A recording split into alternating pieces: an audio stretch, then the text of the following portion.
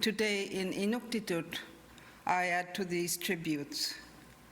Kanata miulimane kikatoksunga sukia maripunga mamiatsungalu inugune matana Her Majesty Queen Elizabeth ila limanganik ikaumayugu ulumi. On behalf of all Canadians, my husband Whit and I offer our condolences to the royal family on the loss, not just of a queen, but of a mother, grandmother, and a great-grandmother. Au nom de tous les Canadiens, nous offrons nos sincères condoléances à la famille royale. Her Majesty cared about people, about our well-being. This was clear every time we spoke. She cared about Canada and all the unique stories that make up our beautiful country. She learned our stories as she visited every corner of Canada during her many royal tours. She called Canada her second home. Sa Majesté a célébré nos succès. Elle nous a rassurés durant des moments difficiles et elle nous a inspirés avec son dévouement. Until her final days, she remained engaged and committed to her country, to the Commonwealth, and to her family. With her passing, we mourn the end of an era.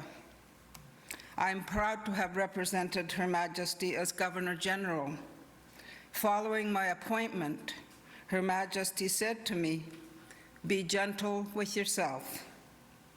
I've come to understand her words to mean that while we should work hard on the issues that matter, we should also take time to pause, to be patient, to lead with understanding and respect. I can see the wisdom in these words. To the entire royal family and to the Commonwealth in mourning, our thoughts are with you. Sa Majesté aura toujours une place spéciale dans la conscience canadienne. Thank you. Merci. Miigwech anakokmik. That is Governor General Mary Simon. She will be signing a book of condolence, and this book of condolence you're seeing will be available to the public as of tomorrow at Rideau Hall. Let's bring in Mercedes Stevenson, our Ottawa Bureau Chief. You were listening. I mean, she started with a message in Inuktitut. Yeah, and profound. Her first language, and expressing that connection between Canadian Indigenous people, Canadian non-Indigenous people, and she always says, we are all one. We are all Canadians, and this complicated relationship with the Crown does not mean that it has to be one that cannot see healing. And I think it was remarkable to hear her speak in Inuktitut, not a surprise for anybody who knows her, but that really coming from her heart, and the heartfelt comments, not just about a queen, but about somebody who saw people who were underneath the initial shell, the comments about being gentle with yourself. Right. I think something probably the Queen learned in her many years of wisdom in a very difficult role at times, and sharing sort of that personal view. Just a short comment, but telling us the nature of that relationship. Yeah, you make a good point, because she said when she first became queen, she said, "I'm going to devote everything to you, my whole life." When you think about it, 70 years for a woman who wasn't born into this role and held it for 70 years, and her telling the Governor General to be gentle with herself. It's been a fractured time for our Indigenous peoples, and Governor General Mary Simon being the first Indigenous Governor General is quite a sign. We have a lot more coverage to come. We've heard from the Governor General, but the Queen, Mercedes, was of course Canada's Queen as well. And Jeff Semple is now looking back on the legacy that has forever changed the British royal family. In an ever-changing world, she was a rock of stability. Queen Elizabeth II famously said she had to be seen to be believed. And over 7 decades, with each passing milestone, thousands turned out to see Britain's oldest, longest reigning, and most beloved monarch. She's probably the most famous woman in the world, probably the most admired woman in the world. I mean, reigns span X number of years, and she accepts it and realises that this is phenomenal.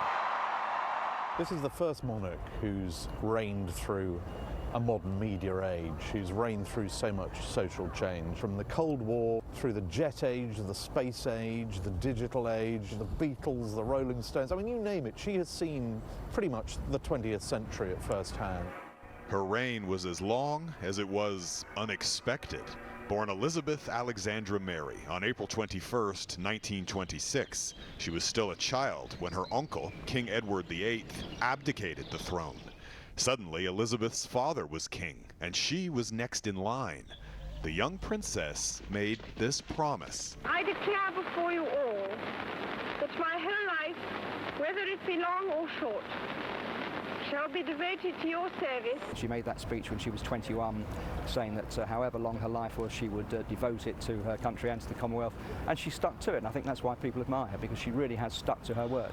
That devotion to duty would be her hallmark. She was a teenager when Europe went to war and begged her father to let her help, first with her wartime radio broadcasts. Thousands of you in this country have had to leave your homes and be separated from your fathers and mothers.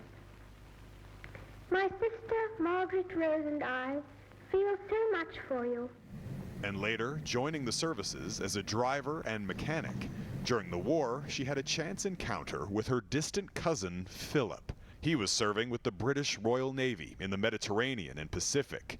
They exchanged letters for 7 years. As onto the famous balcony came the bride and bridegroom. Their wedding in Westminster Abbey in 1947 was broadcast on BBC Radio to 200 million people around the world.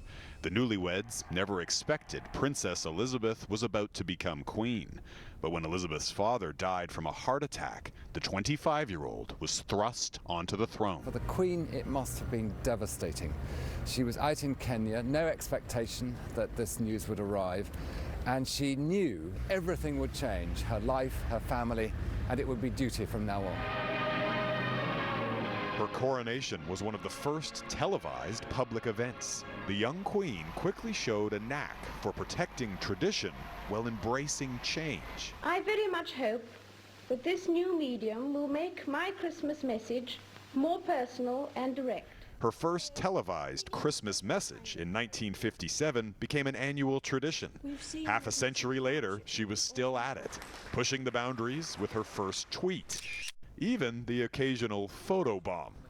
But the rise of technology also meant the world was shrinking, and so too was her empire. More than 25 countries declared independence during her reign. Others loosened their ties, like Canada, signing its constitution in 1982. Her reign spanned 12 Canadian prime ministers, from Pierre Trudeau's famous pirouette to Canada's second Prime Minister Trudeau. Thank you, Mr. Prime Minister of Canada, for making me feel so old. Her Majesty made 22 trips to Canada, more than any other country. This country felt like a home, away from home. Always taking time to meet and greet her royal subjects. It was just awesome to look at her. Cool, once-in-a-lifetime chance. Many credit the Queen's personal popularity for the monarchy's survival. But one of her lowest points came during the mid-90s, after 3 of her children divorced and a fire gutted her Windsor Castle home. It has turned out to be an annus horribilis. After the death of Princess Diana, the Queen at first failed to join the public outpouring of grief. But she soon bowed to public pressure, delivering a heartfelt TV address and emerging the elder stateswoman. So what I say to you now, as your queen and as a grandmother, I say from my heart. And before long, that grandmother became a great-grandmother. The palace released this image of the Queen and Philip with 7 of their great-grandchildren. The photo was taken in 2018 before the arrivals of Archie and Lilibet, named after Queen Elizabeth.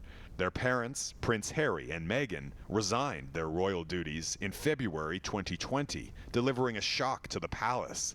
And just 2 months later, the royal family lost another member. Prince Philip died peacefully at Windsor Castle at the age of 99. At his funeral, a scaled-down affair in the COVID-19 pandemic, the Queen sat alone in the pew, a widow after 73 years of marriage. But within days of her husband's death, Her Majesty was back to work, holding virtual royal audiences due to the pandemic, and as always, keeping calm and carrying on. One of the last times the family appeared all together was to mark her Platinum Jubilee, celebrating 70 years on the throne. The 96-year-old was forced to miss some of the party due to health issues. And despite scandals surrounding some of her children, grandchildren, even the British Prime Minister, the Queen, as ever, seemed to rise above, making a surprise appearance on the balcony of Buckingham Palace. To have held the country and the institution together all these years, to be running a hereditary institution that's as strong today as it was when she took over, I mean, that's really what the best she could have hoped for, and she's done that. There by her side, 3 generations of future kings, all heirs to the British throne. Her legacy will endure, but for a woman who steered the royal family through 3/4 of a century, it's hard to imagine this place without her. Jeff Semple, Global News, London. And with that, the end of the new Elizabethan era. You are looking at a live shot of Buckingham Palace. You see the Union flag at half-mast there. There have been well-wishers all day. Now, this is a place that the British public has celebrated for years. You know, the end of wars, weddings, jubilees, and today they mourn the death of Queen Elizabeth. King Charles III is now the monarch. He is the longest waiting heir apparent and the longest person to serve at the British throne, to head up the British throne at the age of 73. He has released a written statement following the death of his mother, Queen Elizabeth. And here it reads, "The death of my beloved mother, Her Majesty the Queen, is a moment of greatest sadness for me and all members of my family. We mourn profoundly the passing of a cherished sovereign and a much-loved mother. I know her loss will be deeply felt throughout the country, the realms, and the Commonwealth, and by countless people around the world. During this period of mourning and change, my family and I will be comforted and sustained by our knowledge of the respect and deep affection in which the Queen was so widely held." Shortly after the death of the Queen, the new UK Prime Minister Liz Truss addressed the general public. We are all devastated by the news that we have just heard from Balmoral. The death of Her Majesty the Queen is a huge shock to the nation and to the world. Queen Elizabeth II was the rock on which modern Britain was built. Our country has grown and flourished under her reign. Britain is the great country it is today because of her. She ascended the throne just after the Second World War. She championed the development of the Commonwealth from a small group of 7 countries to a family of 56 nations, spanning every continent of the world. We are now a modern, thriving, dynamic nation.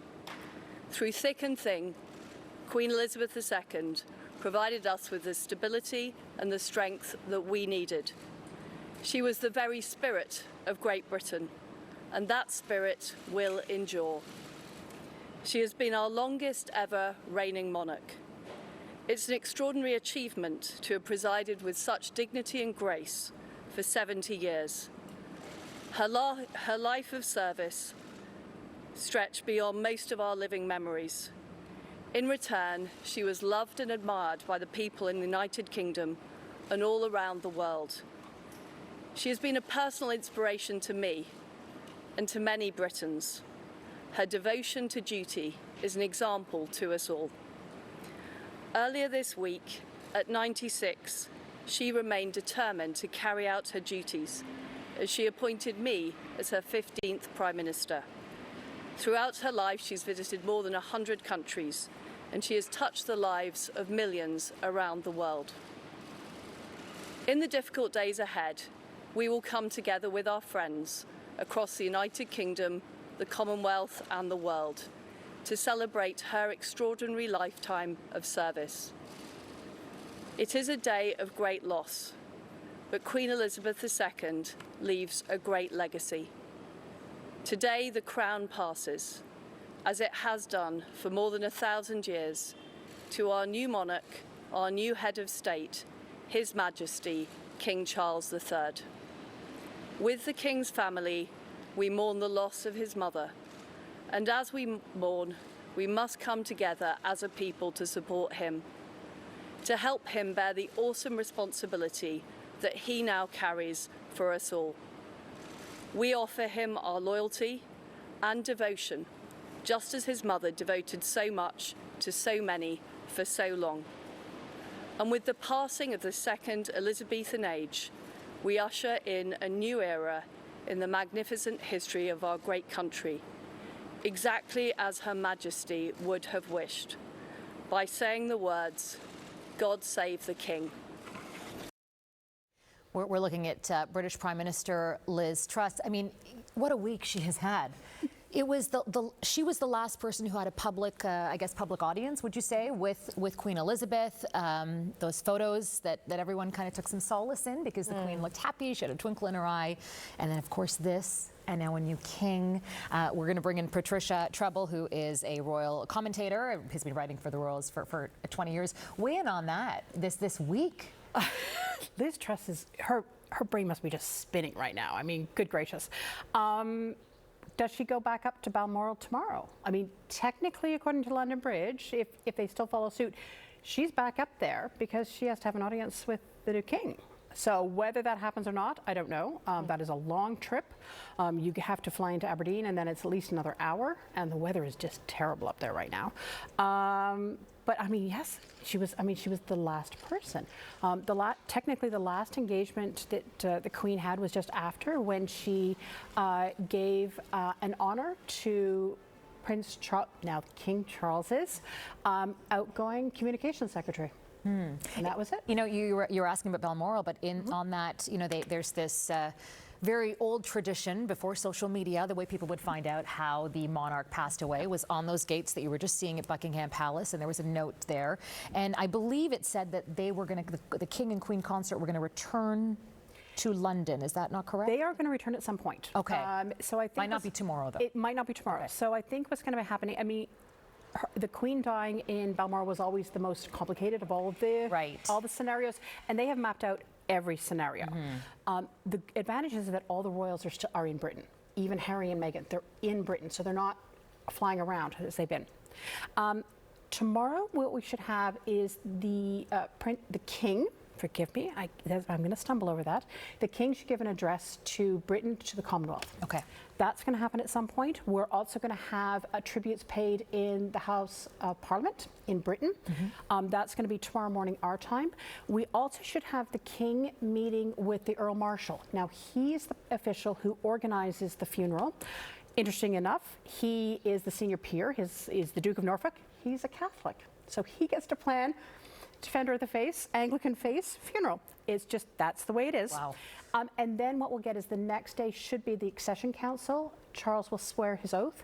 And then what we'll also get is the proclamations. And these are the loud proclamations. They literally would stand out in the streets and they would proclaim the new king for anyone who wanted to know. Patricia, this was a queen who oversaw so many hugely historic moments and had so much wisdom because of that. And this is the first prime minister who won't get to benefit over time from that wisdom. She had that one brief meeting. We don't really know what was said there. Hopefully that wisdom was imparted, because that was the one opportunity. And the Queen, of course, is the representation of the crown. She's not political. No. But we know she's engaged with these various prime ministers and kind of helped them navigate over the years. Can you tell us about what that relationship has been like? So what I always say is she's not into partisan politics, but she is a political actor. She represents the state. She has to be involved in politics. I mean, she's the one who gives the speech to the throne, the speech from the throne, things like that. The one thing about those meetings is that there's nobody in there except the Prime Minister and her. And that includes when the Canadian Prime Minister has his meeting. Nobody else is there. There are no secretaries, nobody's taking notes, it's just them. And people are not supposed to talk about it, and you get in trouble if you talk about it. But what everyone has said is they said that she has enormous wisdom, and she has simply, with 70 years of experience, can say to the Prime Minister, have you thought about this from the past? Or, I remember this coming up before. Have you thought about this? Or, I think you might want to think about this again. And you'll have the, oh, that's interesting. And that is apparently the Queen's favorite way to say, you need to go back to the drawing board. That's interesting. And that's Very British way. And that's the thing. Expressing and it. They're not very long. She is not one to want to just kind of sit down and just shoot the breeze. That is not the Queen. The Queen is very disciplined and very organized. So these meetings at Balmoral that just happened 2 days ago, they were 10 minutes each. You are in, you are out. Now this was simply just the formality. The expectation was they would have meetings and stuff like that. But Charles has also been involved. The Queen has been training him. He is a Councillor of State. So he has been involved for a very long time. And what we've seen now is the Queen has been pulling back. What you've been seeing is Charles taking on more and more duties. When foreign leaders come to town, he's been the one who's been meeting with them on a very regular basis. So I think it's simply Liz Truss and the King. I am really wanting to ask you this question. I mean, the Queen is known for her neutrality, right? Yep. She has, I mean, there are rumors of what happened with Margaret Thatcher in the 80s, but, we won't go there. But what I'm curious about is King Charles, is he more outspoken? Does he give his view more than the Queen? Are we going to see a shift there? So this is the thing. I think what we're gonna have to find out is the difference between the Prince of Wales and King Charles. And I think it's going to be a difference. When you've been Prince of Wales, I mean, he could have simply just sat on a country estate, shot animals and fished. That's what he could have done all this time. He did not. He was out about doing enormous charity work, and he's been very vocal about a lot of things, including the environment. Is that going to translate into what he's doing as monarch? I think some of the things that are considered more neutral, and the environment is. Right. The environment used to be enormously political, and now COP26, the whole royal family was there. So I think that will be the shift. I think we're just going to have to wait to see. Okay. Well, we will all be watching, and we really appreciate you and your insight, and I hope you'll stick around as well. Now, Mercedes, you spoke earlier with a former Prime Minister. I did with Brian Mulroney. Former Prime Ministers in Canada have been sharing their own memories of the Queen today. Brian Mulroney had a very special relationship with the Queen, both personally and professionally, on some things that were incredibly meaningful to Canada and our contributions to the world. This is his interview. I want to bring in now our Ottawa Bureau Chief, Mercedes Stephenson, who joins us now. Mercedes, your reflections first as we go through this historic day together. Such a profound moment for the nation and for Canadians as they reflect on everything that the Queen has meant, and certainly being from the capital where we cover it, we will see many commemorations and so much change to things that we've become accustomed to and used to. Everything from stamps to banknotes will be changing. We won't refer to the Court of Queen's Bench anymore. It becomes the Court of King's Bench. So a lot of name changes and things we're familiar with, but today really it's just about this profound outpouring of respect and grief that Canadians have. And I believe that we have former Prime Minister Brian Mulroney joining us momentarily to reflect on some of his time there. I think we have him with us now. Mr. Mulroney, thank you so much for joining us today, sir. Happy to be with you, Mercedes. I know this is a difficult day as so many Canadians mourn the death of the Queen. You had a very special relationship with her. Would you be able to share some of that with us? Well, yes. She arrived in Canada on a royal visit 5 days after I was sworn in as Prime Minister, and I met her in Moncton, New Brunswick for the first time as Prime Minister. And I found that she was resolute and determined, very engaging, quite lovely, and very kind in her relationships and in her statements with us. She had a dinner for Mila and me that night and talked to me about Teddy Kennedy's mother, Rose, over in London during the war. So we developed a very friendly and relationship. And I held her, and I was with her for a decade, and then after I left office for a long time. So I held her, and I came to know her in the sense that I'm able to tell you I held her in the highest regard, with deep respect and admiration, and indeed affection. She was the glue that held the whole thing together. Just an incredible woman, an incredible queen, an incredible, at many times, champion for human rights as well. And I know that you've reflected on the quiet but important role she played in your campaign to end apartheid in South Africa. Can you tell us a bit about that? Well, yes, indeed.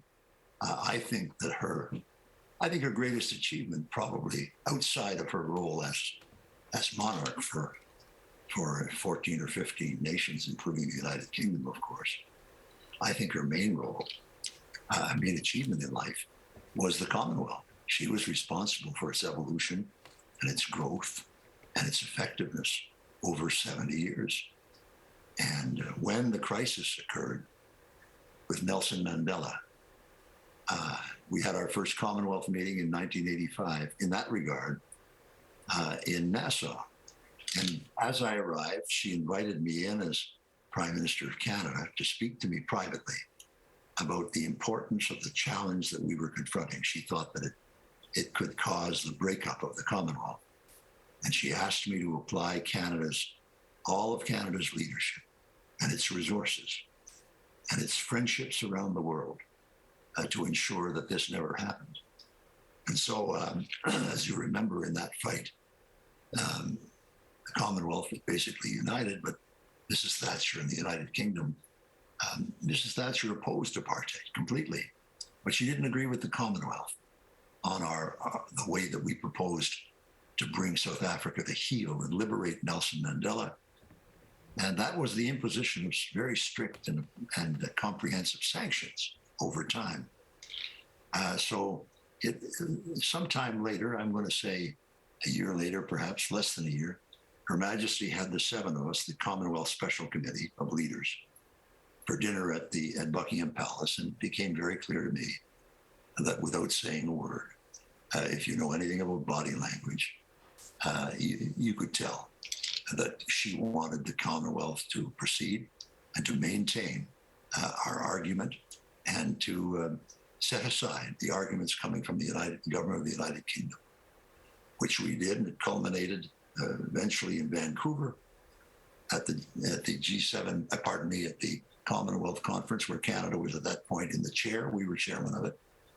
And I had dinner with her and Philip before, and it was very clear she was urging me to keep going and not to be deterred, because it was vital in her judgment that Nelson Mandela as the symbol be freed, and that the system of apartheid, the destructive system of apartheid, be dealt with.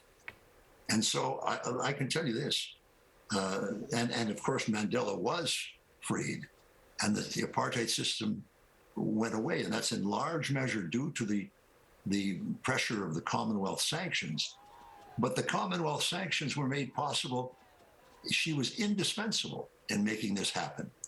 And without the Queen, in her very subtle but highly effective role that she played, there would have been no such success, or we'd have had a lesser one, or a more dangerous one. She was responsible for making, in many ways, for making this happen while maintaining the complete solidarity of Commonwealth nations in devotion to those principles of justice and human rights that she articulated so well. Just an incredible story, and one that I think so many Canadians are probably hearing for the first time today, with that kind of dedication and background that they may not have been familiar with. People, of course, are used to seeing the Queen in our public life, but there's also an important role in our government, in the way that things function in Canada. What does the Queen's death mean for Canada and Canadians? well, she was a towering figure in history. I mean, I can remember, considering the fact that all of the leaders that she knew, how wise she was, how thoughtful she was, how informed she was. And that's because she had known everybody, every leader of significance for 70 years. And she learned their lessons of success and failure. And she imparted those. Anytime I remember with the conversations that I would have with her, she couldn't have been more forthcoming. I mean, she was always respectful of the fact that her role was not in any way a political role, but she couldn't have been more helpful in her advice. And she was, aside to her, of her, Mercedes, that was not well known. I can remember, let me just give you two quick incidents. Once she was coming to Canada, and she made it, she wanted just to have a Sunday night off with a few friends. So Mila and I had a dinner at 24 Sussex for just a few friends, and this private secretary indicated that she'd love it if the kids were there. So here we were. Caroline was maybe 10 or 11 at the time, and Ben and Mark, they were at dinner with the Queen in those circumstances in 24 Sussex. On another occasion, she was doing a state visit to Canada, and she was going to have a lunch with us. And she got to 24 Sussex, and we went up to the Freedom Room on the second floor, the three of us, Mila and Her Majesty and me, and she kicked off her shoes. And Mila and she had a gin and tonic, I think, and began to chat. And it went on for 3 hours. And it was the most same as if you and I were sitting down to talk about our families or our lives. She was just that friendly and casual and unpretentious. This was a side of Her Majesty, I guess, that not everybody saw, but it was one of the privileges in life for me. I mean, that afternoon, I remember it well. I mean, the conversation was all over the lot, and it was very gracious and thoughtful and funny. She was very funny, and I enjoyed her enormously. And so I think that both as a regal figure of enormous stature, who did so much good for her countries and the world, she's going to be missed, but she is also going to be missed for the extremely remarkable and genuine and worthwhile human being that she was.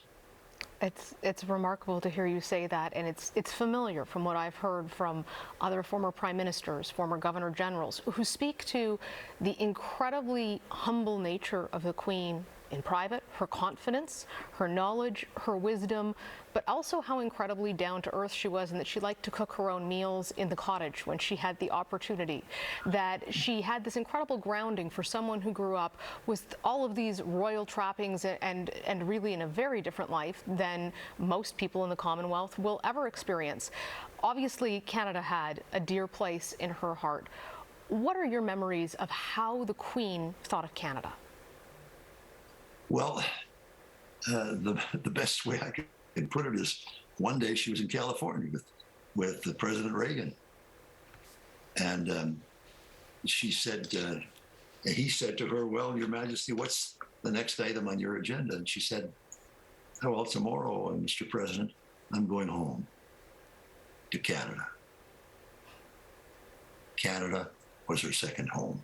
She loved Canada. She admired it. And she treated us with great respect and affection in return. I mean, there are many, many items where I could see her respect for our country, and she loved Canada, and she loved what we were doing with the country, and admired Canadians and Canadians' get up and go attitude a great deal. So this was the new world, and as she said to President Reagan, "I'm going home tomorrow to Canada." What a lovely story and a lovely place to end our interview. Former Prime Minister Brian Mulroney, thank you for joining us with those incredible memories, both official and personal, and sharing your thoughts on the Queen. Thank you, Mercedes. Mercedes, it was, I had a giant smile on my face, and I know you did too, when the former Prime Minister Mulroney said that she said, I'm going home. I'm going home. This was her second home. It's beautiful. Yeah. It really is beautiful to think that that's how she saw our country. And remarkable, because there are many countries in the Commonwealth, but that Canada, sometimes we like to think we have a special place in someone's heart. Clearly we do. We really do. And I think that probably means a lot to many Canadians, and that incredible connection she had to the land here. Right. Her great respect for the environment and for nature and for the beauty of this vast country from sea to sea to sea, and for its people. And the deep appreciation that she had, too, for Canada's contributions to the First and Second World Wars, to Afghanistan. She had a very special place in her heart for Canadian veterans. And I'm hearing from many of them tonight, too, as they mourn her death, that they felt protected in a way by the Queen, and they were honored to serve her. Right. Well, we've also heard from another former Prime Minister. Jean Chrétien also shared his thoughts and his memories about the Queen. We spoke to him earlier today. There must be millions and millions of people around the globe who are very sad at this moment. And she had a great life, and it was always a lot of dignity, and she was an extremely pleasant person in private. I had the privilege to meet her the first time in 1967, at the time of the centennial of Canada, and I had to accompany her at some official function, and she was always very nice. She was always telling me, she was always speaking to my wife and I in French, because it was a good occasion for her to practice her French. It was quite good. And it was the same thing from the Queen Mother, too. She deserved, the respect she has, and she deserved the need, the rest that she was sick, and probably life had been a bit difficult in the last month. So God bless her.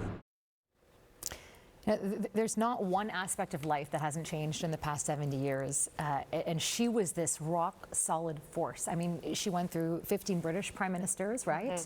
12 Canadian prime ministers, and she was this real constant in our lives. She was unwavering, and she had this charisma of strength about her. And it was a combination of the steeliness you felt, but also warmth, that twinkle in her eye, that sense of humor. That, despite the fact she was the Queen, it was like she didn't take herself too seriously. Right. She really was interested in people around her. She was very interested in hearing their stories and in understanding her loyal subjects who she encountered. And I think that that's remarkable, because it'd be very easy in a role like that to be incredibly distant, to not engage with people, to stop feeling normal emotions. Right. And that wasn't the case with her. Her warmth and her humor is something that those who know her speak. Yeah, everybody has been speaking about that. The passing also heralds changes to the Commonwealth. Elizabeth considered it to be an important institution and to sustain what she saw as British and Western values, the values of democracy, human rights, the rule of law. Absolutely, and she spent considerable time and energy sustaining that institution.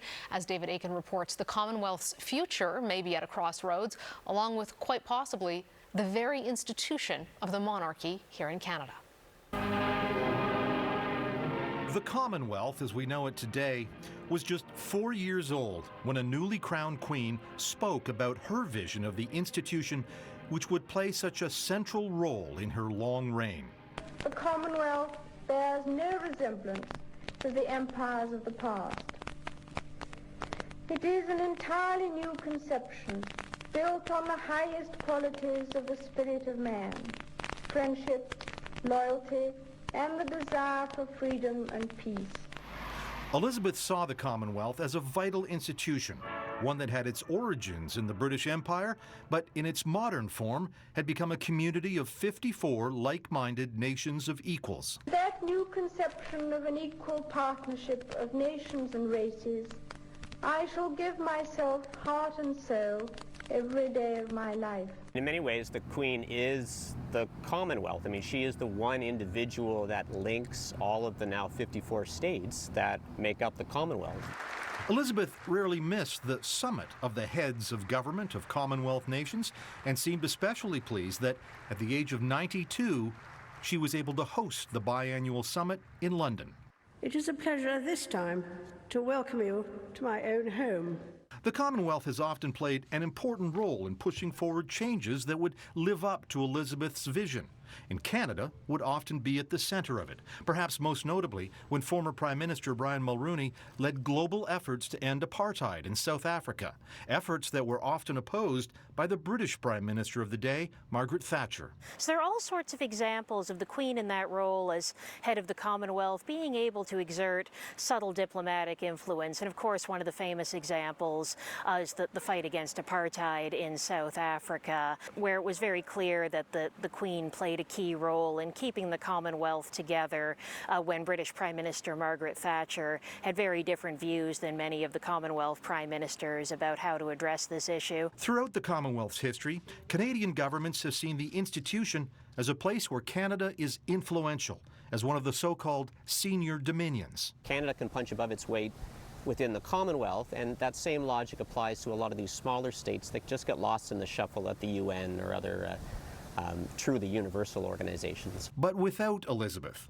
the survival of the Commonwealth is an open question. The Commonwealth has been so indelibly tied to Queen Elizabeth that it's very hard to think of it existing without her. Elizabeth was head of the Commonwealth, but that title is not hereditary. Canada and other Commonwealth nations pick their own head, and at that 2018 summit in London, they voted to name Charles as Elizabeth's successor as head of the Commonwealth. It is my sincere wish that the Commonwealth will continue to offer stability and continuity for future generations. The Queen. And it's not just the future of the Commonwealth, which may be in doubt with Elizabeth's passing. The future of the very monarchy itself in Canada may now be up for renewed debate. But those in Canada who wish to be rid of the monarchy will run straight into a constitution that is, for all intents and purposes, politically impossible to change. For Canada to cut its ties with the monarchy or to become a republic with a presidential head of state or even a fully parliamentary republic would be a difficult task indeed. Getting rid of the monarchy would require the unanimous consent of all provinces, the House of Commons, and the Senate, in a constitutional conference like no other. There's no real appetite to go through the formal amending process. And yet, a Canadian government, should it so choose, could all but remove the monarch from the country's official life, taking the image of a king or queen off of the country's money, for example, or ending the monarch's long-running appearances on our postage stamps. Ottawa could unilaterally remove any reference to the monarch in oaths taken by new citizens or in courts of law. The Air Force or Navy might no longer be the Royal Air Force or the Royal Canadian Navy. I think it is important to recognize that when the Queen had her coronation, when she became Queen of Canada as part of her accession, we were fundamentally still a country that had very close ties to the United Kingdom. A country that in the 1950s conceived of itself as largely white, male, power concentrated in Ottawa, Montreal, and Toronto. We had not gone through the revolution in multiculturalism, reconciliation with Indigenous peoples, the emergence of Quebec as effectively a semi-autonomous state within Canada. Elizabeth leaves behind a Canada fundamentally reshaped from the one she first visited in 1951. It's a very different country, and one that may not easily slide into yet another monarch who happens to be the head of the United Kingdom. Like with a lot of things, when the royal family transitions to Charles as its head, the status of the royals, including the Commonwealth, I think will be up for grabs. And so, those are the choices that now face a new monarch and Canada. To renew or not to renew Canada's ties to the British Crown and to the Commonwealth of Nations. David Akin, Global News, Ottawa. And there'll be days and weeks and months to explore that. But today is about the life of an icon. Let's look back at the timeline of the life of Queen Elizabeth II and the events that shaped her time on the throne.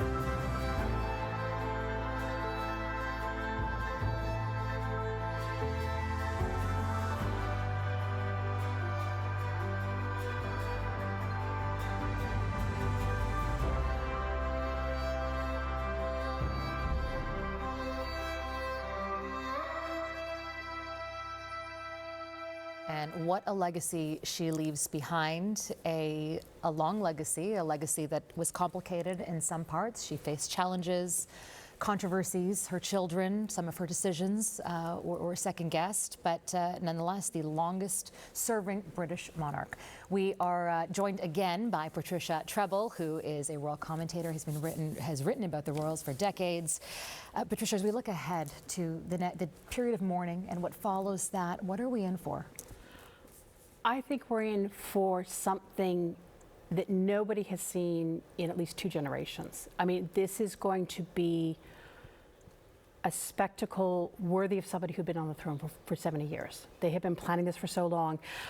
Now, the Queen herself is quite a simple person. I mean, she's a monarch, you know, she lives in castles and palaces, but she's a relatively simple person. That being said, this is going to probably rival. I was talking with somebody else and they said 1965, Winston Churchill's funeral. The Queen broke all precedents. She was there for her most famous commoner. She was there at St. Paul's Cathedral for him to come in. It was spectacular and it was humongous. I think this is probably going to be like that. It's going to be also probably mirrored on the funeral of her father, her beloved father. She adored him. And of course, he died so young. He died at 56. His health was just completely broken by the war, by the stress of being monarch. He never thought he would have the job. And again, that was one of those moments where if you ask anyone who was alive, they remember that. They remember gathering around televisions. They remember going into the cinemas and seeing it, because of course film would have had to have been flown back. But now, of course, this is today. This is the modern age. You've got camera angles and everything. I think it's going to be something that we're going to be talking about for a very long time to come. And the flowers, I mean, it probably will be reminiscent of what we saw when Princess Diana died, you know, the amount of flowers that will be around and Exactly, and I think we won't have a much raw emotion. Like let's face it, 96-year-old monarch, we've known this was coming for a long time. It wasn't so much of a huge shock to the system. But still, I think what we're going to also be seeing is we're going to be seeing world leaders gathering. People flying in from everywhere. We're going to have a lot of Canadians flying over. And the security arrangements alone will be just baffling. And that's one of the reasons why you need 10 days, not only just to make the transition, and to have, I think there's going to be at least 5 days and nights of lying in state. But you also need to just get the process doing. And so what to look forward to? Very early in the morning, if you're up very, very early, they're going to be practicing. They're going to be going through the streets of London with stopwatches. They've been doing it for years, and I think you're going to see them certainly doing it again. And they're going to be just refining that last little bits. Okay. Yeah. We'll be watching for that. Thank you so much for your analysis. We really appreciate it, Patricia. Mercedes, I want to give the final word to you. Give me your final thoughts on this important historic day. A life-changing moment for so many Canadians, even though we were not directly involved with the Queen. This is one of those moments that you will always remember where you were. People say, where were you when 9/11 happened? Where were you when the Second World War broke out? Where were you when Queen Elizabeth died? I also think it's going to be a unifying moment in a time when the world has had so much division. It is a time for people to come together, to remember her, to celebrate the great things that she did represent in her life. And it's an opportunity for, in a way, an outpouring of grief that has been pent up, I think, for a lot of folks in this country and around the world after a very difficult few years. And I think she would want to be remembered for those things and for that strength. But I think it will be a moment for people to really come together. There's not much stability in this world, but she was that stable force. She represented order. And no matter how you feel about her, she was around for most of our lives when we look back at it. So it's quite the day, as you mentioned. And I want to end our broadcast today with a quote from the Queen. And it's just a simple quote, but it speaks volumes. I'm going to read it to you. She said, "Grief is the price we pay for love." And I think that's probably the best way to end tonight's broadcast. Thank you for joining us on behalf of our whole crew, on behalf of Patricia, Mercedes, and myself. Thank you for being with us on this important day. We leave you with a live shot of Buckingham Palace as Britons mourn. This is Buckingham Palace tonight. It is the end of the modern Elizabethan era. The woman who reigned for 70 years, Queen Elizabeth II, has died. As news of her death began to spread, people began to gather outside the palace, as well as at Windsor Castle. Rain has now begun to fall, adding to the somber mood. In our lives, we have seen the worst, but also the best of our continent. That my whole life, whether it be long or short, shall be devoted to your service. As Queen of Canada, I am proud and happy to share in the rejoicing on this centenary. Whatever your religion may be, to pray for me on that day. To pray that God may give me wisdom and strength to carry out the solemn promises I shall be making.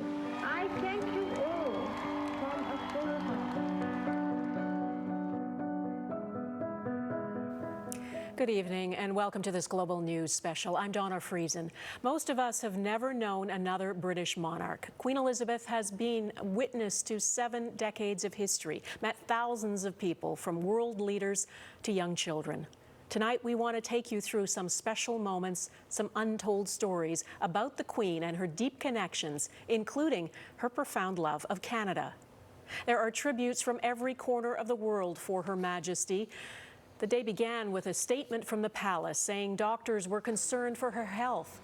All her children and grandsons William and Harry arrived at Balmoral Castle to be by her side, and it wasn't long before a notice was posted on the gates of Buckingham Palace. The Queen died peacefully at Balmoral this afternoon. The royal standard was lowered, and then this breathtaking moment, a rainbow over the palace. Throughout the day, people came to the palace gates to pay tribute to Her Majesty. Elizabeth was thrust onto the throne in her 20s. In many ways, she was an unlikely queen, but she matured into a queen like no other. Jeff Semple on the life and legacy of Queen Elizabeth. In an ever-changing world, she was a rock of stability. Queen Elizabeth II famously said she had to be seen to be believed. And over 7 decades, with each passing milestone, thousands turned out to see Britain's oldest, longest reigning, and most beloved monarch. She's probably the most famous woman in the world, probably the most admired woman in the world. Her reign was as long as it was unexpected. Born Elizabeth Alexandra Mary on April 21st, 1926, she was still a child when her uncle, King Edward VIII, abdicated the throne. Suddenly, Elizabeth's father was king, and she was next in line. The young princess made this promise. I declare before you all that my whole life, whether it be long or short, shall be devoted to your service. That devotion to duty would be her hallmark. She was a teenager when Europe went to war and begged her father to let her help, first with her wartime radio broadcasts. Thousands of you in this country have had to leave your homes and be separated from your fathers and mothers. My sister Margaret Rose and I feel so much for you. And later, joining the services as a driver and mechanic. During the war, she had a chance encounter with her distant cousin, Philip. He was serving with the British Royal Navy in the Mediterranean and Pacific. They exchanged letters for 7 years. As onto the famous balcony came the bride and bridegroom. The newlyweds never expected Princess Elizabeth was about to become queen. But when Elizabeth's father died from a heart attack, the 25-year-old was thrust onto the throne. Her coronation was one of the first televised public events. The young queen quickly showed a knack for protecting tradition while embracing change. I very much hope that this new medium will make my Christmas message more personal and direct. But the rise of technology also meant the world was shrinking, and so too was her empire. More than 25 countries declared independence during her reign. Others loosened their ties, like Canada, signing its constitution in 1982. Her reign spanned 14 British and 12 Canadian prime ministers, from Pierre Trudeau's famous pirouette to Canada's second Prime Minister Trudeau. Thank you, Mr. Prime Minister of Canada, for making me feel so old. Many credit the Queen's personal popularity for the monarchy's survival, but at times she struggled to hold the family together. 3 of her children divorced. And after the death of Princess Diana in 1997, the Queen faced criticism for failing to join the public outpouring of grief. In February 2020, Diana's youngest son, Prince Harry, and his wife Meghan retired from royal duties, dealing a blow to the palace. And a couple of months later, the royal family lost another member. Prince Philip died peacefully at Windsor Castle at the age of 99. At his funeral, a scaled-down affair in the COVID-19 pandemic, the Queen sat alone in the pew, a widow after 73 years of marriage. But within days of her husband's death, Her Majesty was back to work, holding virtual royal audiences due to the pandemic, and as always, keeping calm and carrying on. One of the last times the family appeared all together was to mark her Platinum Jubilee, celebrating 70 years on the throne. And despite scandals surrounding some of her children, grandchildren, even the British Prime Minister, the Queen, as ever, seemed to rise above, making a surprise appearance on the balcony of Buckingham Palace. Her legacy will endure, but for a woman who steered the royal family through 3/4 of a century, it's hard to imagine this place without her. Queen Elizabeth said this country was her home away from home. After all, she was the Queen of Canada, too, and famously loved meeting Canadians from all walks of life. And she met most prime ministers. Justin Trudeau first met the Queen as a young boy when his father was PM. As her 12th Canadian Prime Minister, I'm having trouble believing that my last sit-down with her was my last. I will so miss those chats. She was thoughtful, wise, curious, helpful, funny, and so much more. In a complicated world, her steady grace and resolve brought comfort and strength to us all. There aren't too many people alive who have known another monarch. It feels like the Queen has always been there. Her picture has been in our schools, our public buildings, and on our money since 1952. So many Canadians felt a real connection with Elizabeth. And as Abigail Beeman found out, the feeling was mutual. True Canadian cheers greet the princess. As followed by the Duke, she steps onto Canadian soil for the first time. Queen Elizabeth's rich relationship with Canada stretched so long, during her first trip, she was still Princess in 1951. Over the 7 decades that followed, the Queen made nearly 24 visits, seeing every corner of the country, urban, rural, and remote, and meeting all kinds of Canadians, drawing big crowds. The Queen rarely says anything controversial, but she brings a great deal of excitement, and I think part of the excitement is because people actually don't know what she's thinking. This is the little dress I wore. Susan Sweeney Herman was 9 years old when she was selected to present flowers to the Queen in Quebec in 1959, a moment that stayed with her. She was very, very sweet, a lovely smile, thanked me, for the flowers and fussed over them for a moment, and so I felt happy about that. And then off she went and shook more hands. 33 years later, she was able to arrange the same honor for her own 9-year-old daughter. And I took pen to paper, my best fountain pen, wrote a letter to the Queen's private secretary, not thinking anything would come of it, but 10 days later an envelope arrived in the mail with the royal insignia thanking me for my letter. The Queen has been there for key moments in Canadian history. Carolyn Harris points to 1970, Prince Charles and Princess Anne's first trip, and one of many times the Queen met with Indigenous peoples. It was not only an opportunity to engage with Indigenous people in these regions and to visit areas that had never received a royal visit before, but it was a very clear statement of Canadian sovereignty over the Arctic. The whole family was back for the 1976 Olympics in Montreal, watching Princess Anne compete on the British equestrian team. In 1982, Her Majesty signed the Constitution Act, signaling Canada's move to full sovereignty. There could be no better moment for me, as Queen of Canada, to declare again my unbounded confidence in the future of this wonderful country.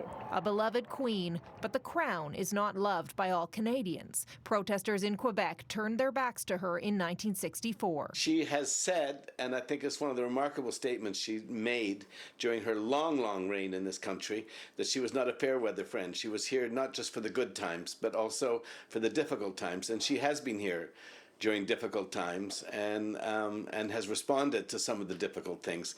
A 3-province tour in 2010 would be Her Majesty's final visit. I shall continue to take the greatest pride in being your Queen now and in the years to come. Pride and a strength of connection from a head of state who represented stability, reigning for nearly half of Canada's existence since Confederation. The Queen attended countless formal events over the years with lots of protocol, but she also had a lot of informal ones. Over the next hour, you'll hear some of those stories from people who had a chance encounter with Her Majesty.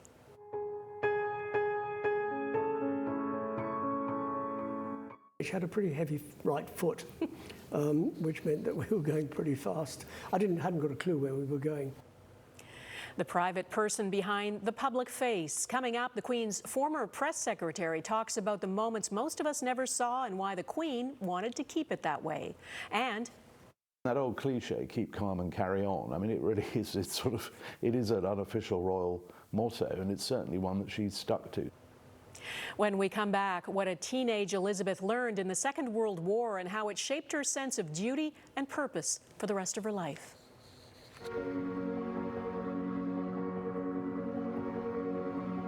Of course, when you're invited to host the Queen, you don't say no. The royal train came there on a Sunday afternoon, stayed overnight on the train, and then went riding on Monday morning with my dad and several RCMP officers. They just rode all over the place and, of course, had questions about the farming industry. And then they landed back at the farm, and my mom made this special cake. And of course, this cake had all been okayed by the advance crew. And I thought I'd bring it out and show you. This is the cake that my mom made. And this cake is a coffee cake. She throws this in the oven, forgot to put the topping on. So she made another one. So the Queen had a fresh cake. It was still warm. And they were raving about how good this cake was. We sat in our backyard, having coffee and cake, just chatting. No limousines, no crowns, just ordinary people.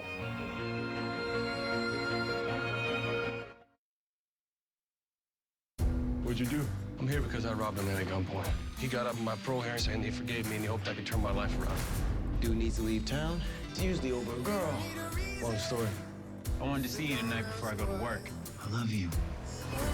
Fire has gotten into Miller Canyon. This thing getting ripped right into town. We'll make our stand. Right here. Water drop! God, I love this job. Let's go, let's go! Fire Country. New drama Friday, October 7th on Global.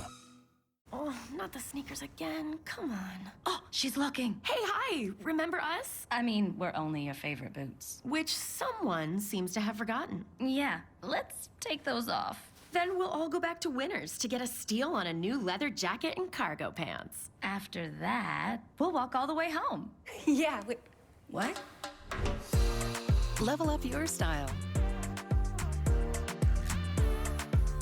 Winners. Find fabulous for less. Oh, we were supposed to go to space today. Children's Advil. You're gonna feel better soon. Yes! With up to 8 hours of fever relief, Children's Advil helps keep the fun going. Wherever you are, if you call it home, we've been there. Through the excitement of new beginnings and the familiar warmth of traditions. For over 100 years, it's been true. Canada Dry tastes like home.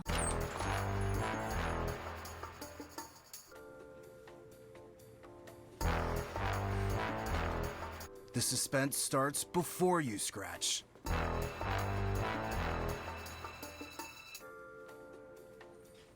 High roller, please. The new High Roller Casino Instant Scratch Ticket with top prizes of $500,000. You won.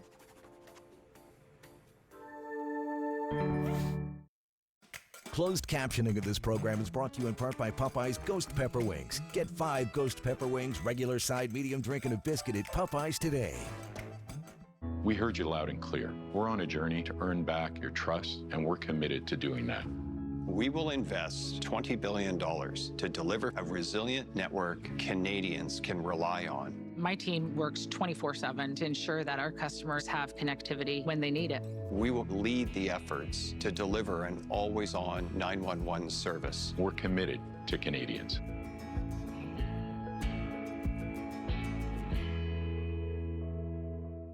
You don't think this is all a bit ridiculous? The Good Fight final season premieres tonight at 9, exclusively on W. Ghosts, new season Thursday, September 29th on Global. I'm from Saskatchewan.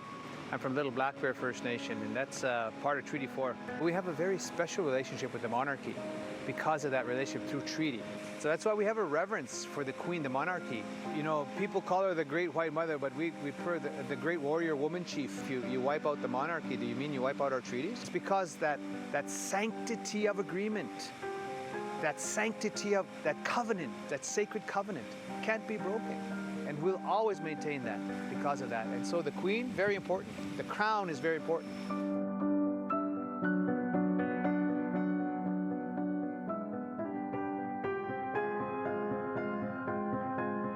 When peace comes, remember, it will be for us, the children of today, to make the world of tomorrow a better and happier place. Those words are part of the first radio broadcast by a 14-year-old then princess, hoping to boost morale among families torn apart by war. I recently had a chance to sit down with Robert Hardman. He's author of Queen of Our Times, about how living through the Second World War shaped Elizabeth's reign.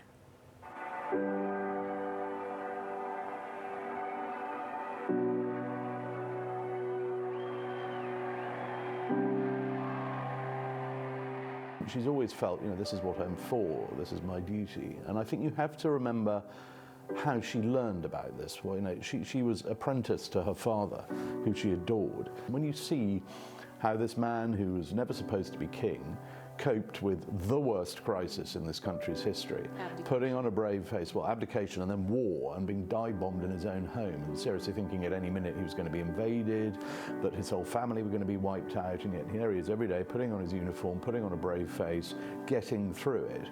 I mean, that old cliche, keep calm and carry on, I mean, it really is, it is an unofficial royal motto, and it's certainly one that she's stuck to.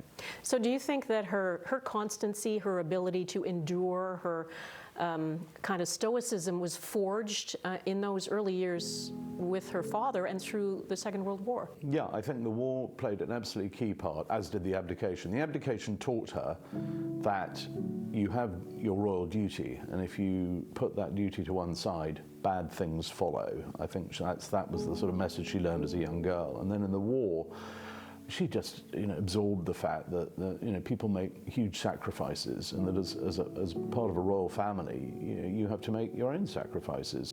She also wanted to contribute to the war effort, right? She didn't just sort of sit back and be a princess. Windsor's sort of surrounded by, there's a sort of garrison there, and they sort of play a part in the social life of the castle.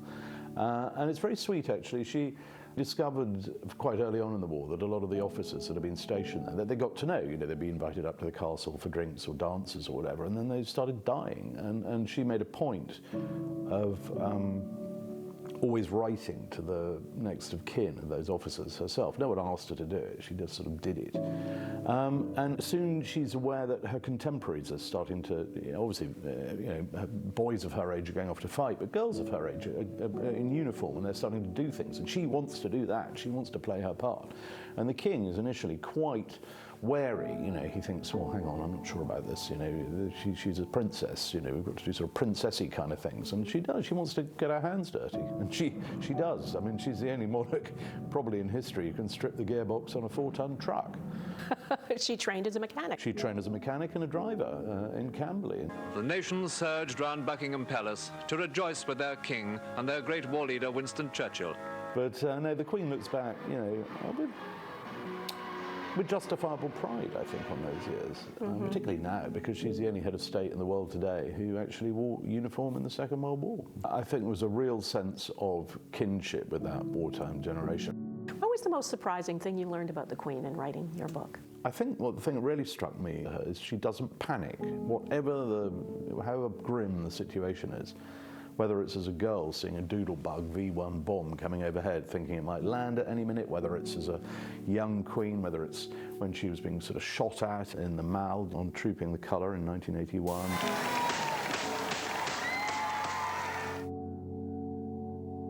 Whether it was bombs going off around her in Northern Ireland in the 70s.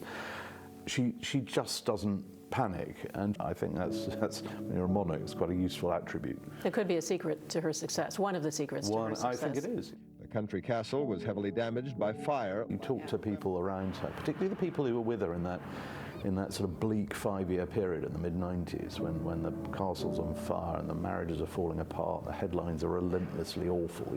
Then the people around her then just saying, well, she would still try and see the positives, would still put a smile on. I mean, just within a couple of hours of returning from Windsor Castle, seeing her home, her seat, everything sort of going up in smoke, and her staff sort of came out on the steps at Buckingham Palace, sort of very mournful, thinking, what on earth do we say to her? And she just got out of the car and went, well, we managed to save the pictures. So, that's the sort of attitude she had. It was, crisis, look at it like a storm. Yeah, it's going to be awful, batten down the hatches, get through it, and the sun will come out eventually. That's her philosophy.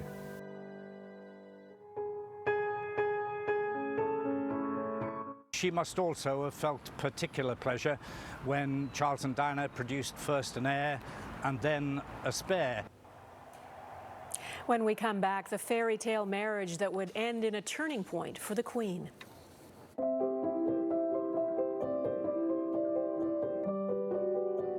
I was a little over 5 years old, very excited, thrilled to do a visual to see the Queen. My mother said, go up, go shake her hand. I said, I can't do that, look at the security. And up the red carpet I went. And I do remember her turning and looking at me. She acknowledged that I was there, but then in a polite way turned her attention back to the chief, who was reading a scroll to her. Actually, I grabbed her hand, I did a curtsy, shook her hand, and off I went.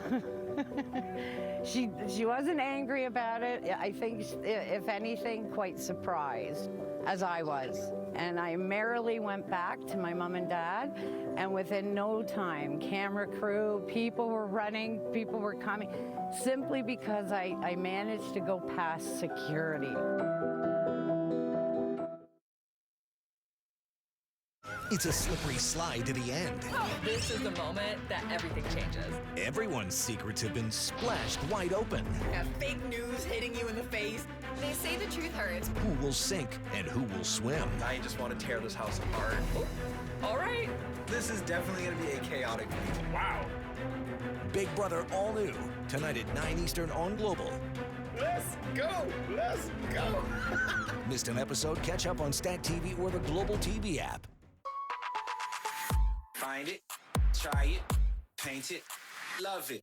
Find it, try it, paint it, love it. Find it, try it, paint it, love it, love it, love it, love it. The thing that's different about a Vrbo vacation home, you always have the whole place to yourself. No stranger at the dinner table making things awkward, or in another room taking up space. It's just you and your people. Because why would you ever share your vacation home with someone you wouldn't share your vacation with?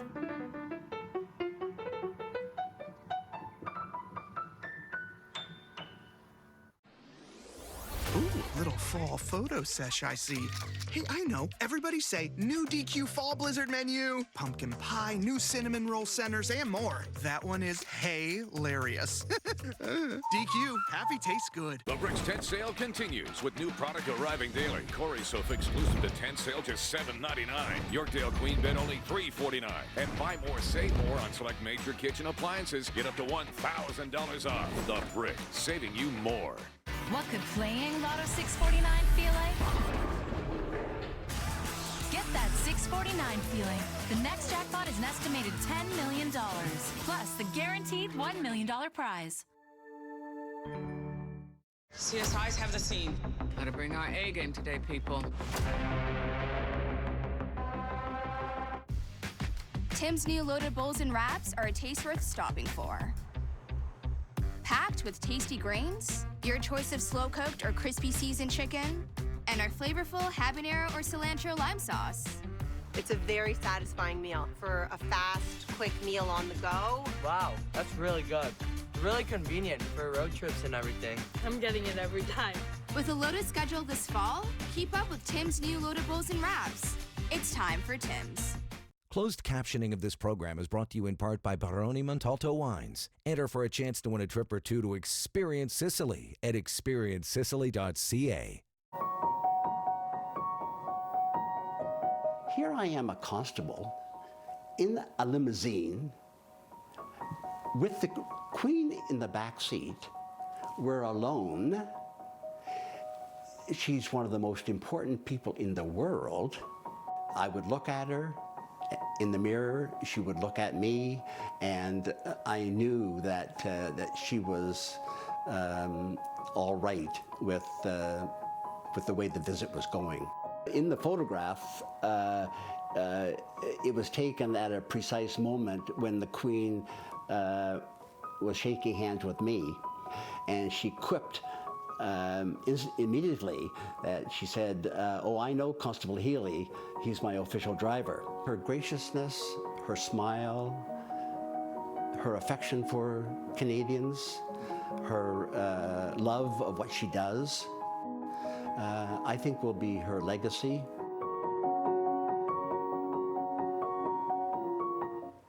Well, the future of the monarchy depends on stability. That's why the Queen was delighted when her heir, now King Charles, married 20-year-old Diana Spencer. The Queen and Diana were the most famous women in the world, but that's where the similarities ended. Eric Sorensen on how these two lives would intertwine and ultimately test the endurance of the Queen. Colorful pomp for a royal birthday in Trooping the Colors for the Queen. June 1961. Queen Elizabeth was now 35. Among the most admired figures in the world, there was a certain celebrity to her life, touring Rome, entertaining a president. But nothing in the summer of '61 would compare with the royal mania a generation later. That same summer, Diana Spencer, the daughter of an earl, was born at Park House, which was on the Queen's Sandringham estate. Diana and her family were not royals, but were well acquainted with the royal family. For Diana, a position of unexpected advantage. She was charming and delightful and giggly and sweet and young and unspoiled. Meantime, Charles, now past the age of 30, was being pressed by his father, Prince Philip, to marry. And Diana, whom Charles knew and recently dated, seemed perfect. When it was decided that Charles and Diana were going to get engaged, the Queen was delighted. And she wrote a letter to one of her friends and said, "You know, Diana is one of us." What followed was the wedding of the century, what seemed like a royal fairy tale, a marriage that soon produced what was of utmost importance to the Queen, an heir to the throne. It's perhaps the most fundamental duty of a monarch to ensure the succession. She must also have felt particular pleasure when Charles and Diana produced first an heir and then a spare. The Queen wanted the marriage to succeed. It was very important because her son is the future. He is the future king, she needed someone that she thought was stable to carry on the line, as it were. But the stability Queen Elizabeth had established for the royal family would be sorely tested. Diana was insecure, and Charles grew more distant, and the tabloid coverage was insatiable. The Queen tried to help. She even called a meeting of all the Fleet Street editors of newspapers and said, you know, treat Diana gently, don't follow her everywhere. I was not aware of how overwhelming that attention would become.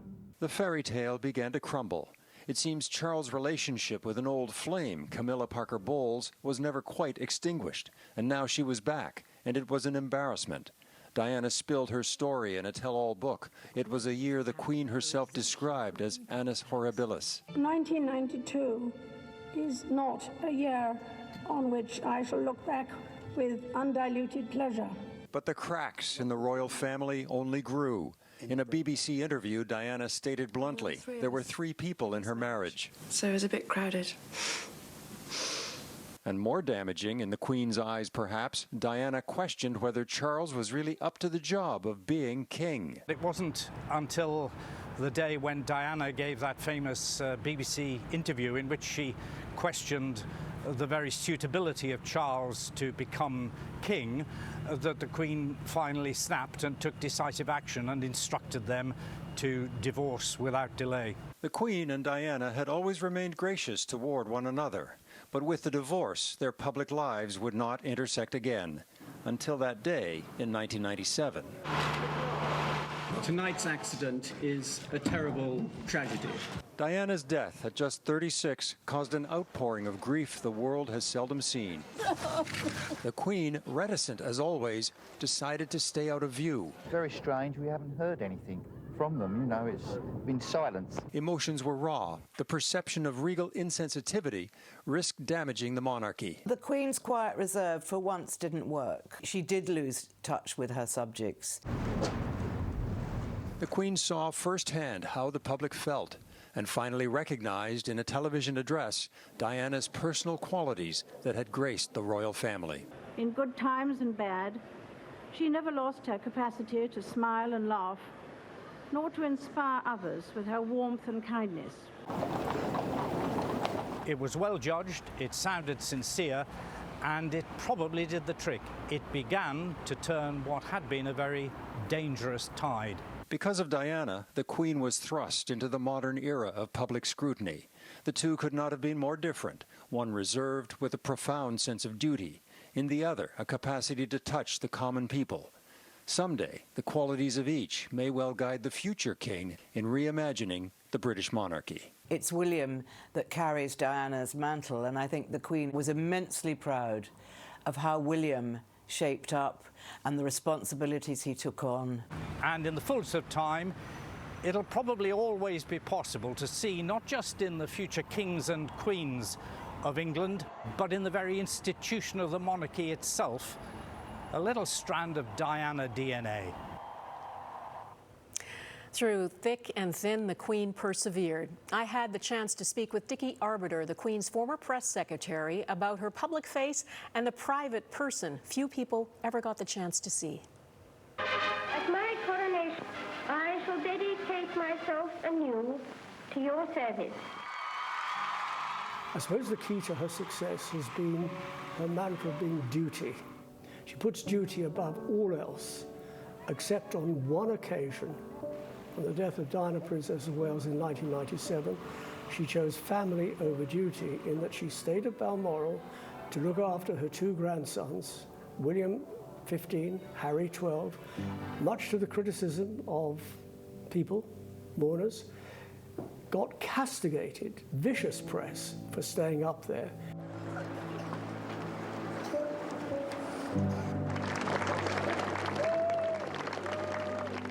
It's only when she came down and paid tribute to Diana, and people started thinking about why did she stay up there, that they realized, yes, she did the right thing, and yes, she did put family above duty. It's the only time in her life that she's done that.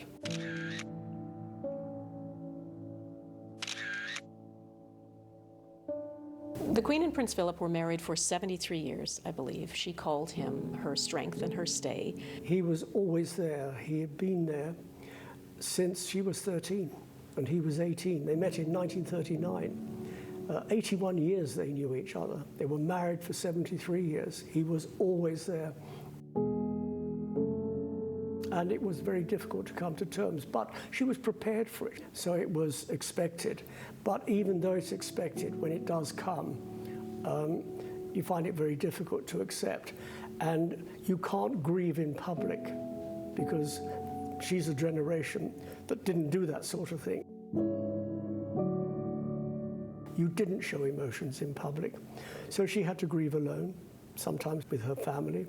And I don't think anybody will ever forget that solitary figure sitting in St. George's Chapel in the choir stalls with a face mask on, separated, socially distanced from the rest of the family. And one of the things that she does, she leads by example. And my goodness, did she lead by example. I want to pick up on that thought of that she doesn't grieve in public, and she's of a generation that doesn't do that. I think some people can take away from that she doesn't feel deeply, that she's a bit emotionless. What did you see in the time that you were press secretary? I saw the Queen as a private person when I was at Buckingham Palace in the press office. I had the fortunate invitation shortly after I joined to go up to Balmoral, and I arrived at Balmoral, raining cats and dogs. I was told by the footman, "You're going on a picnic," and he said, "Don't worry, it's in a log cabin. Be here in half an hour, and Her Majesty will drive you to the log cabin." I kicked my heels around. This 5'4" whirlwind whipped past me and said, "Come on, get in." There's no good morning, good evening or anything like that. And I got into the Land Rover and off she went. She had a pretty heavy right foot, which meant that we were going pretty fast. And we arrived at the log cabin and she dived into it and I was left outside with Prince Philip. And he explained the lie of the land where we were. And the Queen called us into lunch. And there were just 4 of us sitting at the table. It's Queen, Prince Philip, lady in waiting. We helped ourselves out of Tupperware. We had china plates, silver cutlery, and at the end of it, the Queen said we must clear up. And I took it as my cue, as being the junior courtier, to go and wash up. So I started washing up, and I heard this footfall behind me. I thought, oh, lady in waiting's coming to give me a hand. How nice. And I casually said over my shoulder, without even turning my head, "Okay, I'll wash you dry." And this very familiar voice said, "No, I'll wash you dry." So I did the drying up and the Queen did the washing up, and her hands in soap suds with no rubber gloves. The public did not see a side of the Queen that you saw and that those close to her saw. And I think that was deliberate, right? The Queen in public did retain a mystique, so people didn't know. The problem is that as soon as you let that veil drop, and you start reacting to things, then the media will interpret. So the Queen remained absolutely neutral. She just would let her guard down very, very slightly if she was on a walkabout and talking to people, but it was letting it down very slightly, just letting a minute chink of light in. It's a very difficult thing to do for human beings, but she was well practiced at it. Inevitably, a long life can pass by many milestones. My own is no exception. Is that mystique and that strategy part of her success as well? I suppose that mystique and that strategy is part of her success because people don't really know. And when people don't know, they are intrigued. So they go along to see in the hope of maybe learning a bit more, maybe the chink of light will penetrate further than it has done in the past, but it doesn't.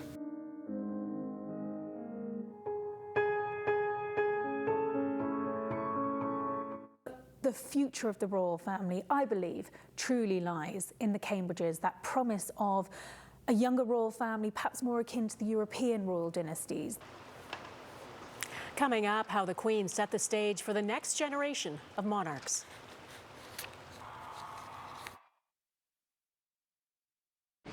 Mom, I know who's the murderer. Ghosts, new season Thursday, September 29th on Global. What could playing Lotto 649 feel like? Get that 649 feeling. The next jackpot is an estimated $10 million, plus the guaranteed $1 million prize. Good fortune. The new fragrance by Victor and Rolf. I see my future. It's filled with good fortune.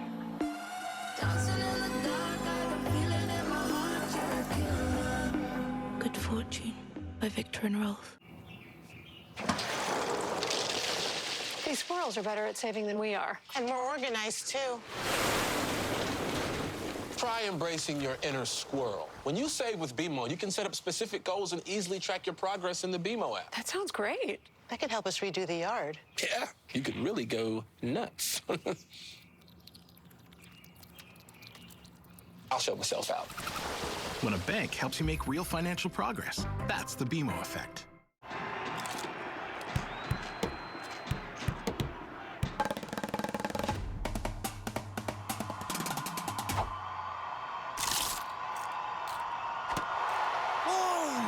Your snack game.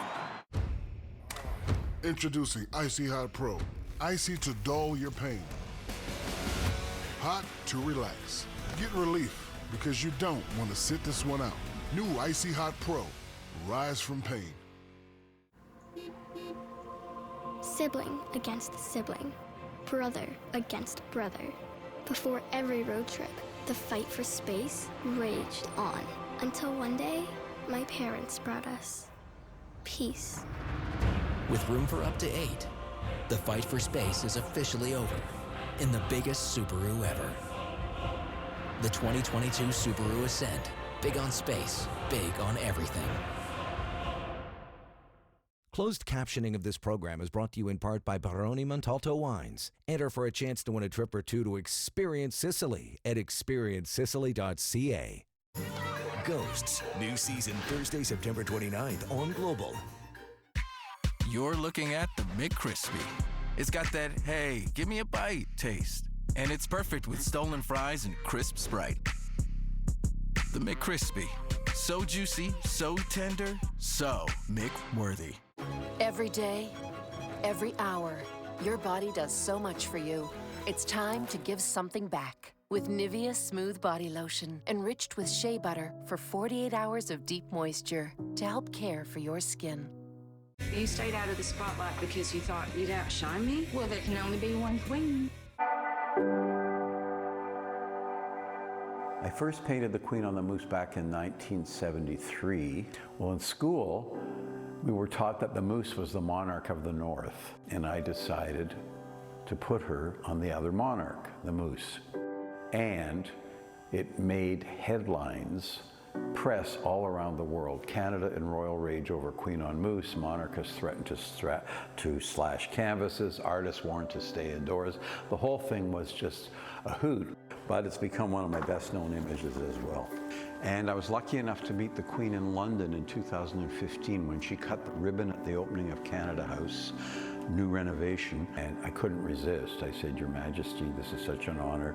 46 years ago, I painted you seated on a moose as the Queen of Canada. It caused a scandal at the time, but it became one of my most famous images. And thanks to you, I made a living all these years. And I gave her the postcard, and she looked at it and chuckled and said, How amusing. She wasn't offended. She had a good sense of humor. The Queen made a pledge when she first took on the role that her life would be devoted to service. Putting the monarchy first meant she had to make some difficult decisions involving members of her immediate family.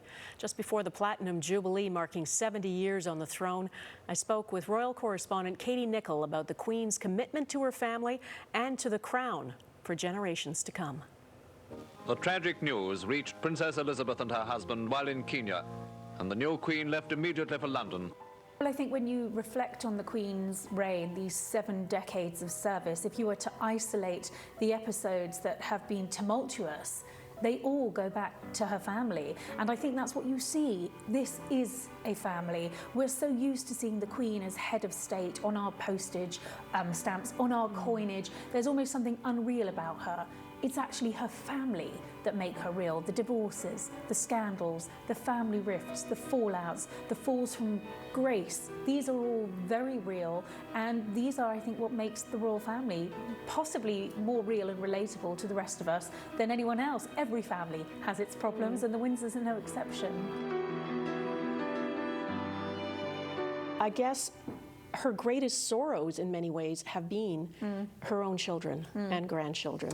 I think for the Queen, the whole idea of the royal family is that sense of union. It is a family. She wants to see her family together. We know that we are now entering the Queen's twilight years. We're on the eve of her reign and the dawn of Charles's.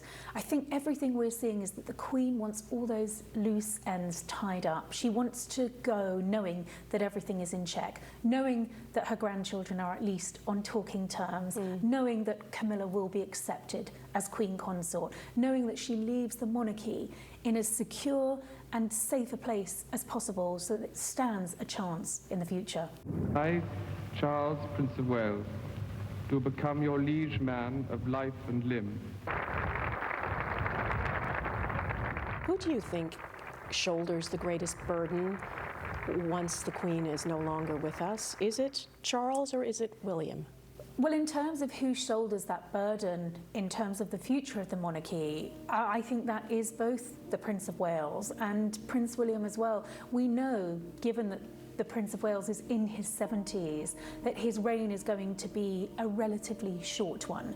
Not to say that it can't be effective, but he will, by his age alone, be a transitional king. There will be no platinum jubilee. There may not even be a silver jubilee. Charles may not get to celebrate a jubilee. Prince William, more likely than not, will. What that looks like, who can possibly know? But the future of the royal family, I believe, truly lies in the Cambridges, that promise of a younger royal family, perhaps more akin to the European royal dynasties that we see. Charles will have his time on the throne. There's no suggestion it's going to leapfrog before it moves to William. But the burden is one that is shared between the two of them. I think they both realise that the future of the monarchy very much depends on how well they step into the Queen's shoes. And of course, they're big shoes to fill. What do you expect he will be sort of imagining about his own future and taking on this role? Well, Prince William has said on more than one occasion that his grandmother has always been a role model, and that he will look to his grandmother for, I suppose, the secrets of the success of her reign, and he will, I think, take the best of his grandmother and apply it to his own reign. I mean, her favourite horse ever was Burmese, who was a gift from the Royal Canadian Mounted Police. The horse that stole the Queen's heart and its connection to Canada.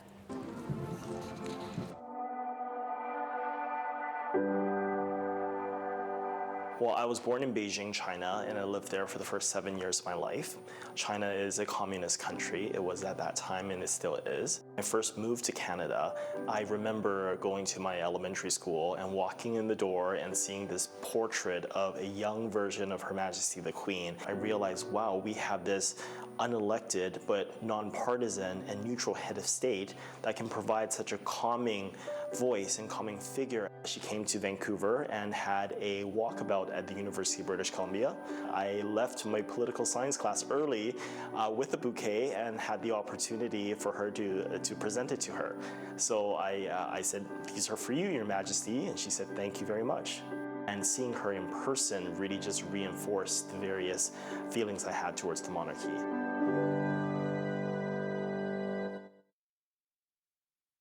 You stayed out of the spotlight because you thought you'd outshine me? Well, there can only be one queen. Why did I choose Vileda? Because I like smart choices. I'll do the floor. Would you blow dry Scout? Pro Mist Max. I grab it, fill it, and then spray. Cleaning has never been easier. And I can reuse my mop again and again. Try it. You'll see. Pro Mist Max by Vileda. It feels great to feel at home. 20 years ago, a little friend of ours got a lot of attention from Canadians. The idea of a tiny hippo that could actually be living in our homes got us talking about how easy it is to be fooled by what we see. Today, the internet is full of things that look just as real. In our digital world, we need to think smarter and double-check before we believe anything we see. Find out how at breakthefake.ca. It's Leon's Customer Appreciation Event, our biggest sale of the year. Get Get amazing specials throughout their showroom. Plus, pay absolutely nothing for 2 years.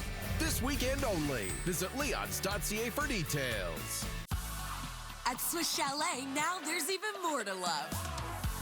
Beef is back. Slow roasted, sliced to perfection, Canadian AAA seasoned beef. Or enjoy our new roast beef sandwich with fresh cut fries and signature chalet sauce. What could playing Lotto 649 feel like? Get that 649 feeling. The next jackpot is an estimated $10 million, plus the guaranteed $1 million prize. This fall, seeing is believing. I hit my head really hard. Ouch. Do you think I can see him? See who? Ghost. Ghost? Flower? Oh my God. Ghosts, new season Thursday, September 29th on Global. The following program is available with described video. Every day, every hour, your body does so much for you. It's time to give something back. With Nivea Smooth Body Lotion, enriched with shea butter for 48 hours of deep moisture to help care for your skin. Put on your fancy pants for Little Caesar's Fanceroni Pepperoni. With double the pepperoni all the way to its cheesy crust edge, it demands to be eaten with a raised pinky. Fancy schmancy. Walk in and walk out with a new Fanceroni Pepperoni. Pepperoni, pepperoni. It's Leon's Customer Appreciation Event, our biggest sale of the year. Get amazing specials throughout their showroom. Plus, win amazing prizes, including our grand prize $10,000 shopping spree. This weekend only. Visit leons.ca for details. Donna Friesen in Paranasser. Global National. 7 days a week.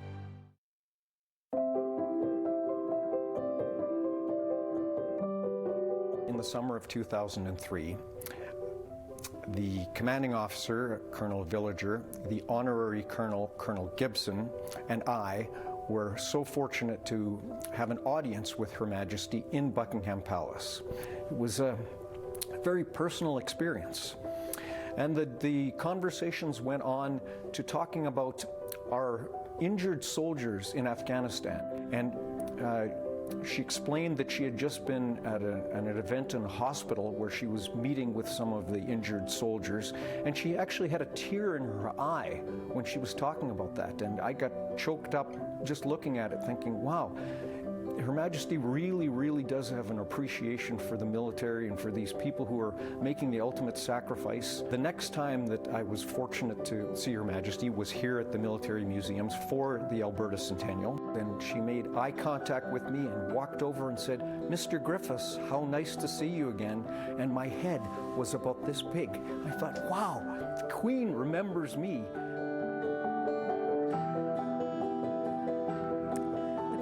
Also shared a special bond with the Royal Canadian Mounted Police. Her affinity for horses sparked a strong interest in the musical ride, and she would invite members to join landmark events such as the Diamond and Platinum Jubilees. In 1969, the RCMP began a long tradition of gifting horses to the Queen, and it was the very first one that quickly became her favorite. For decades, this is how the Queen led her birthday parade. On horseback, riding side saddle, dressed in a scarlet military uniform. For 18 of those years, she rode the same striking black mare named Burmese. So her favourite horse ever was Burmese, who was a gift from the Royal Canadian Mounted Police, who was her most reliable horse. Born in Saskatchewan, Burmese was bred to be a police horse, but when the Queen, who is a keen and skilled rider, was looking for a new horse, Burmese was offered as a gift. Sergeant Major Scott Williamson is the RCMP riding master and has met the Queen several times. Her Majesty herself is an amazing horsewoman, very accomplished horsewoman, knows horses in and out, and takes a very special interest in her horse riding skills and equitation skills. In 1981, those skills were put to the test. Prince Philip, Duke of Edinburgh, Colonel of the Grenadier Guards. During her birthday parade, 6 shots ran out, startling Burmese and the Queen. You hear a bang and you think, what the blazes is going on? It could only be something, could be a firearm. The Queen quickly got control of the horse, gave her a reassuring pat, and carried on calmly. The man who fired the shots, which turned out to be blanks, was apprehended. She doesn't panic, however grim the situation is. She just doesn't panic. And the Queen's main concern was Burmese, and Burmese was fine. The bond was unbreakable. From 1969 to 1986, the Queen rode Burmese in every Trooping the Color. And she rode her for pleasure, too. Here she is with former U.S. President Ronald Reagan. She on Burmese, he on another Canadian horse, Centennial. Her love of Burmese was unmatched. When Burmese retired from parades and public duties, the Queen said, right, I'm retiring too from those. I'm not going to ride anymore, because without Burmese it won't be the same. From then on, the Queen rode in a carriage. Burmese lived out her years on the grounds of Windsor Castle, where the Queen could visit her, and when the horse died, she was buried on the grounds of the castle, a rare honor. In 2005, Queen Elizabeth went back to Saskatchewan to dedicate this statue outside the legislature. Her beloved black mare lives on in the place where she was born.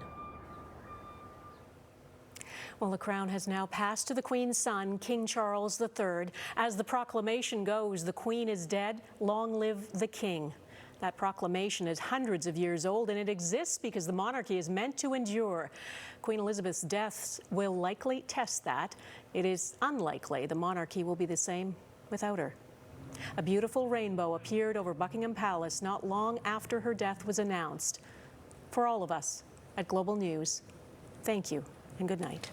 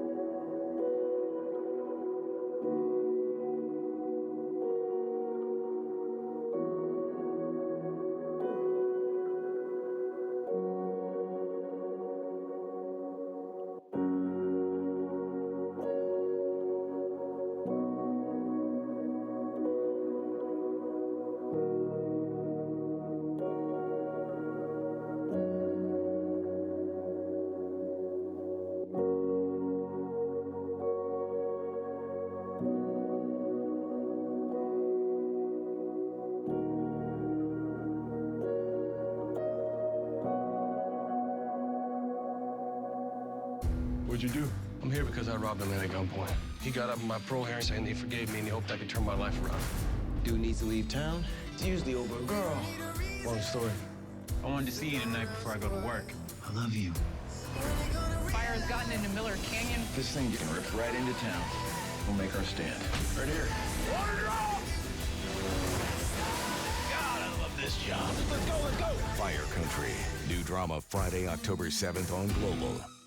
You love pretzels? Get ready to fall for the Pretzel Bacon King at Burger King. With flame grilled beef, cheesy layers, and crispy bacon. And we've added a new hot mustard, all topped with the pretzel bun. Order it on Uber Eats and get $5 off orders $20 or more.